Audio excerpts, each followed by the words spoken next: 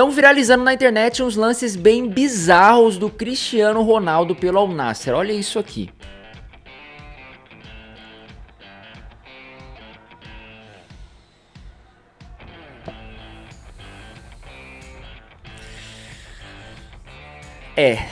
Complicado. Eu não consigo nem explicar exatamente o que a gente acabou de ver aqui. Eu acho que é o pior lance da carreira do Cristiano Ronaldo, esse daqui, tá? O mais bizarro é a maneira que ele se move. Essa virada aqui de direção, a maneira que ele vai levando tudo com a perna direita, basicamente. Ele vai virar aqui com a perna direita e aí vira meio errado, fica na frente, dá um totó e não acontece nada. Cara, tem nem como defender aqui, assim. É um lance que parece que ele acabou de voltar de uma cirurgia no joelho e ele não lesionou o joelho. E colocaram mais lance aqui, né? Aqui é um escorregão. Escorregão acontece pra todo jogador, todo lugar do mundo. Tá, talvez o Cristiano Ronaldo aqui, uns 10 aninhos atrás, não, uns 5 aninhos atrás, no ombro a ombro, jogaria esse cara pro outro lado do campo. Não é o tipo de finalização que a gente espera do Cristiano Ronaldo, mas também não é uma grande loucura aqui. Ele sempre faz isso aqui, né? Ele erra e ele fica, cara, mas era pra ter chutado cruzado, não sei o que. Parece esse lance aqui que também viralizou. Que ele fica meio que refazendo o movimento aqui, fica se questionando, olhando pra cima, olhando pro lado. Por que eu não chutei dessa forma? Era só fazer isso, eu fiz minha carreira inteira e não aconteceu agora. Enfim, fica aí falando sozinho igual doido. Esse vídeo aqui não é um vídeo de hate ao Cristiano Ronaldo, tá? Inclusive eu adoro o Cristiano Ronaldo, acho que vai ser muito difícil pra minha geração se acostumar com os craques de hoje em dia depois de ter visto o Cristiano Ronaldo, o Messi jogar. Isso não tá em pauta, o que tá em pauta aqui é o Cristiano Ronaldo chega bem, está em boas condições para o que vai ser a sua última Copa do Mundo. Porque por mais oportunista que esses vídeos que eu acabei de mostrar sejam, porque erros acontecem com todo jogador, eles acabam ligando no finalzinho ali um sinalzinho de alerta na gente que tá assistindo, porque a gente sabe como é o Cristiano Ronaldo, a gente viu ele jogar e esse não parece ser o Cristiano Ronaldo que a gente conhece. E aí fica impossível não se questionar, será que a decadência realmente chegou ou o Cristiano Ronaldo ainda tem o que é preciso para levar Portugal o mais longe possível nessa Copa do Mundo? É isso que a gente vai investigar juntos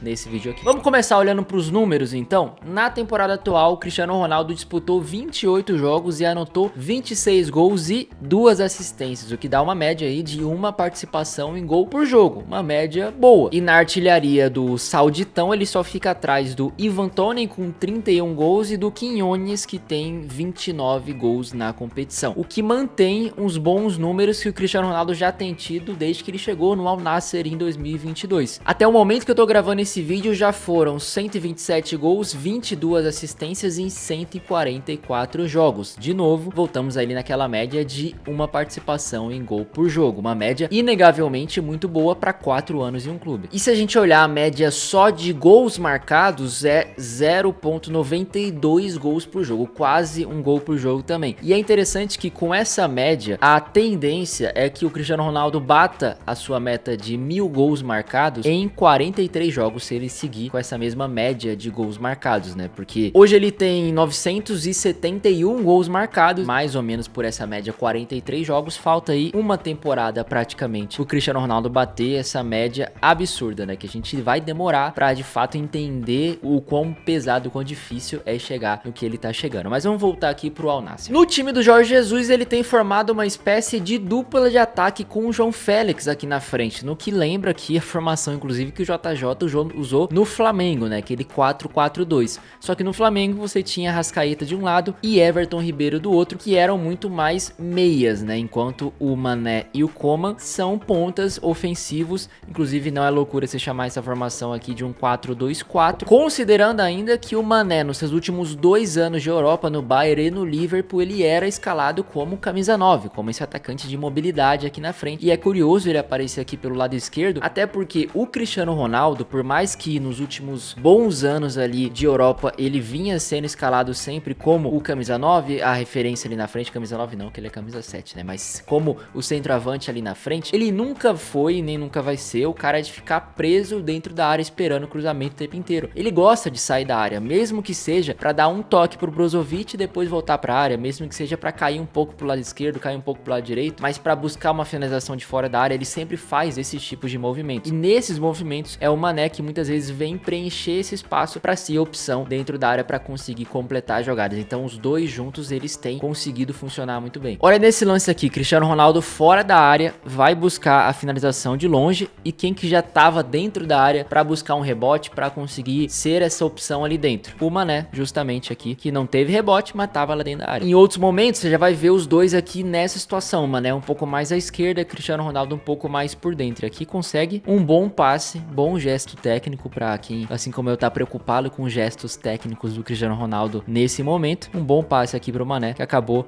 não gerando muita coisa aqui depois desse bate-rebate. A bola vai pro João Félix e a finalização é bloqueada. E só para diminuir um pouco a sua preocupação, para você que não tá acompanhando tanto o Campeonato Árabe, de vez em quando ele ainda faz uns gols como esses, tá? Que lembram aí de fato o jogador que a gente tá acostumado a ver. Mas olha sobre a movimentação aqui, o mapa de calor dele, muita presença dentro da área para finalizar jogadas, cruzamento, aquela coisa toda, mas também nessa região aqui um pouco mais à esquerda, né? Justamente onde ele pode buscar uma finalização de fora da área, pode buscar uma combinação com outros jogadores e só não ficar o tempo inteiro dentro da área, que não é muito do perfil dele. E isso é legal para entender o encaixe dele com a seleção portuguesa nesse momento. Mas antes de eu falar da seleção, já considere curtir o vídeo, se inscrever no canal para apoiar o meu trabalho. Eu sempre esqueço de pedir isso aqui, você também sempre esquece de fazer, então vamos aproveitar que tá um lembrando o outro, faz a boa que ajuda muito o meu trabalho, fechou? Vamos continuar aqui. Seleção portuguesa, tem um detalhe, tá? A seleção portuguesa, pra quem não tá ligado, é comandada hoje pelo Roberto Martínez, aquele mesmo canalha que eliminou o Brasil em 2018, era o técnico da Bélgica. Foi em 2018, também foi em 2022, mas quando a Bélgica foi eliminada na fase de grupos dessa última Copa, ele acabou saindo do cargo, né? Escolheu sair do cargo e meses depois assumiu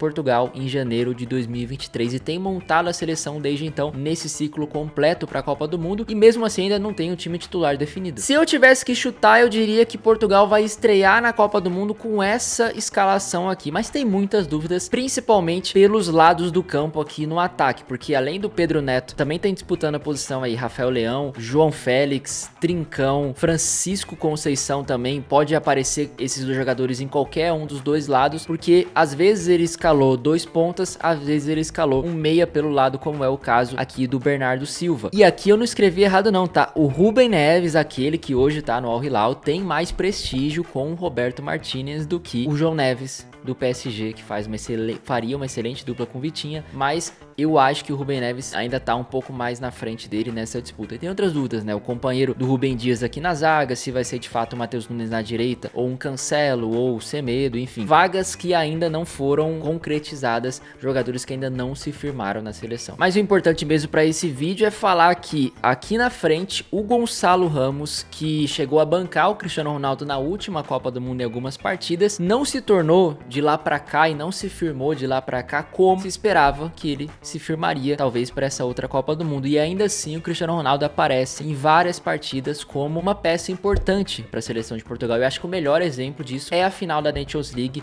vencida no meio do ano passado pela seleção portuguesa em cima da Espanha. Naquela partida a formação foi a mesma, mas mudou algumas peças aqui, né? Principalmente Francisco Conceição sendo o ponta direita, aqui nesse caso dois pontas utilizados, como eu falei. Bernardo foi aqui para a posição de volante junto com Vitinha nesse meio campo, que também tem Bruno Fernandes, e João Neves apareceu testado como um lateral direito aqui na seleção de Portugal. E analisando esse jogo entre Portugal e Espanha, tem alguns padrões que eu encontrei sobre o Cristiano Ronaldo. O primeiro deles é o Cristiano Ronaldo saindo muito da área, como eu comentei que ele sempre faz, né? Tanto para buscar a bola aqui perto da região da área, quanto lances um pouco mais bizarros como esse, em que ele volta tudo só para participar um pouquinho mais da construção, dando um toque pro Vitinho, depois voltando para sua posição. E você percebe que ao ele fazer isso, Portugal não tinha pelo menos nesse jogo um cara que ia ocupar essa posição. Tanto que o Francisco Conceição tá bem aberto de um lado, o Pedro Neto bem aberto do outro, e o Cristiano Ronaldo deixando aqui essa região da área um pouco livre nesse momento do jogo. E é curioso nessa partida que rolou meio que um efeito cascata, né? Que o Cristiano foi buscar muitas vezes a bola fora da área, porque ele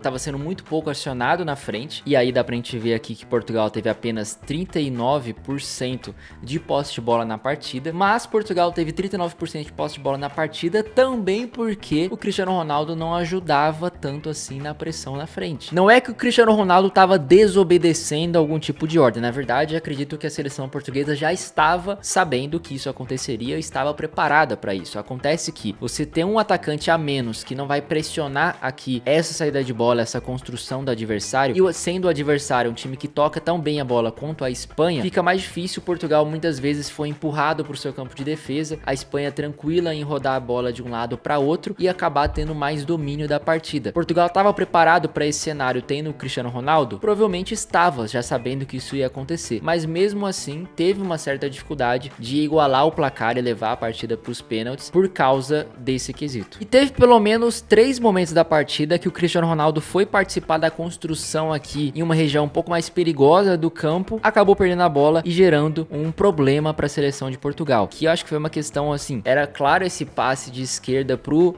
João Neves, mas por algum motivo ele decidiu carregar um pouco mais essa bola com o pé direito e acabou tomando o desarme aqui, essa questão também desse embate físico que ele tem perdido um pouco mais do que a gente está acostumado, também fez Portugal perder a posse de bola nesse e em outros 2 momentos do jogo. Tudo isso para dizer que não vinha sendo uma grande partida do Cristiano Ronaldo, na verdade vinha sendo uma partida ruim, até os 60 minutos de jogo que ele acaba decidindo a partida. Teve gente que falou que esse gol foi cagado, mas eu quero te provar por esse ângulo aqui que o Cristiano Ronaldo utilizou muito bem a sua experiência, seu entendimento do jogo para enganar o jovem zagueiro Huijsen. Porque olha aqui, nesse momento, Nuno Mendes, jogadaça de linha de fundo aqui, vai chegar iminentemente para cruzar dentro da área. E aqui tem um detalhe, o Huijsen nesse momento está olhando para o Cristiano Ronaldo. Nesse take seguinte, o Huijsen está olhando para o cara da bola. O primeiro ponto é, o Cristiano Ronaldo sempre vai buscar estar nas costas aqui do zagueiro, sempre nas costas dele. Por quê?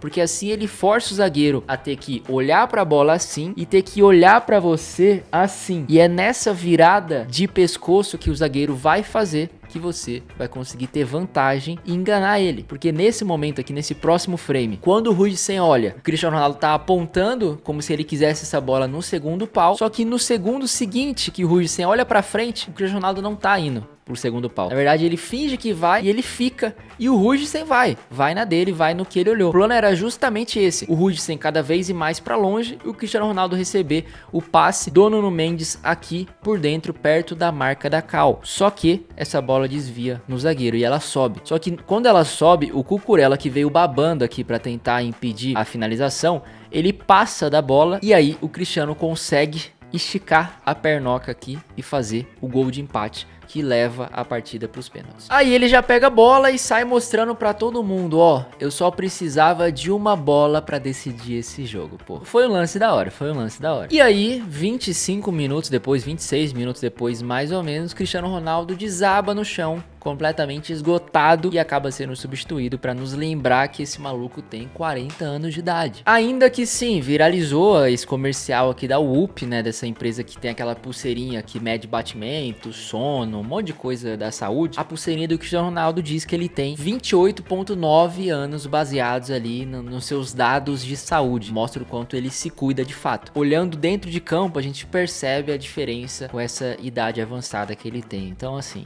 é comercial. No final das contas, assim, com certeza existe menos debate em relação ao Cristiano Ronaldo em Portugal do que em relação ao Neymar no Brasil. Isso eu acho que é óbvio, acho que muita gente mais apoia o Cristiano Ronaldo lá. Mas é um fato que hoje a seleção portuguesa é muito menos dependente dele do que já foi em outros períodos, né? Aquela seleção que era mediana e precisava do Cristiano Ronaldo para pelo menos colocar os caras na Copa do Mundo, isso aí não existe mais. Hoje são muitos grandes nomes em alta em várias posições ali, realmente é um time que eu considero muito forte. E é um fato também que assim, o Cristiano Ronaldo, sendo de maneira bem sincera, ele acaba rendendo muito pouco fora da área. Ele não tem mais aquela arrancada que ele já teve, que ele recebia fora, arrancava até o gol. Não tem tanto mais o drible que ele já teve em alguns momentos ali mais de Manchester United. Perdeu muito também daquela agilidade pra combinar jogadas, né? Tipo assim, isso é algo que eu vejo que ele não faz mais no mais alto nível, aquela troca de passes mais rápida. É mais raro de acontecer. no momento atual dele, mas dentro da área ele ainda tá em um nível muito alto, assim, de entendimento dos espaços, de movimentação, de finalização. Se deixar ele cabecear, ele finalizar, ele ainda faz isso muito bem, muito melhor do que muita gente por aí. Então com ele o time tem mais esse poder de decisão, que pode ser muito importante, vital numa Copa do Mundo, ao mesmo tempo que com ele o time domina menos as partidas, né, e se defende um pouco pior. Então eu quero saber o que você faria nessa situação se você fosse o técnico da seleção portuguesa. Comenta aqui embaixo a sua opinião. Também fique à vontade para trazer outros pontos para essa discussão que eu posso ter esquecido de trazer aqui. Então faça isso, né? Críticas, sugestões são sempre bem-vindas aqui nesse canal, assim como o seu like, a sua inscrição para apoiar o meu trabalho aqui. Fechou? Faz a boa aí e até o próximo vídeo. Falou!